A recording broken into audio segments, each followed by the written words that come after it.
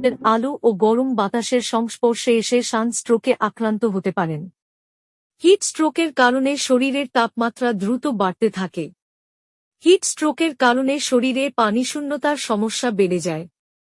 Hit স্ট্রোকে ঘাম বন্ধ হয়ে যায় এবং তাপ শরীর থেকে বের হতে পারে না।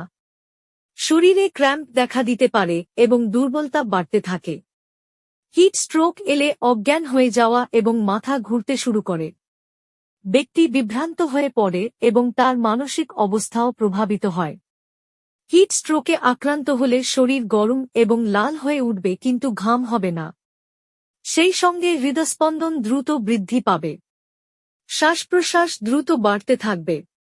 কেউ যদি দীর্ঘ সময় 40 ডিগ্রি সেলসিয়াসে থাকেন তবে তিনি হিট স্ট্রোক বা সানস্ট্রোকে আক্রান্ত হতে পারেন।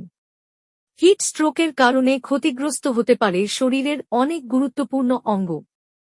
তাপপ্রবাহের প্রভাবে ক্ষতিগ্রস্ত হতে পারে মস্তিষ্ক, কিডনি, লিভার, হার্ট এবং পেশি। বেশিরভাগ ব্যক্তির ক্ষেত্রে এটি কিডনিকে প্রভাবিত করে। পানির অভাবে কিডনি ঠিকমতো কাজ করতে পারে না, যে কারণে শরীরে ইউরিক অ্যাসিডের মাত্রা বেড়ে যায়। হিট স্ট্রোকের কারণে রোগীর অন্যান্য অঙ্গপ্রত্যঙ্গও ক্ষতিগ্রস্ত হতে পারে, এমনকি রোগীর মৃত্যু পর্যন্ত হতে পারে। তাই সচেতন হওয়া জরুরি। সুস্থ থাকবেন যেভাবে।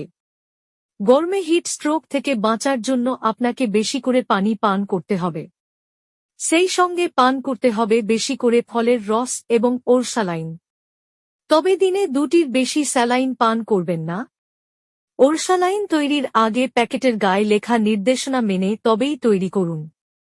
শসা, তরমুজ ও ডালিম খাবেন নিয়মিত। পাশাপাশি দীর্ঘ সময় গরমে থাকা এড়িয়ে চলুন। চেষ্টা করুন তুলনামূলক শীতল তাপমাত্রায় থাকার।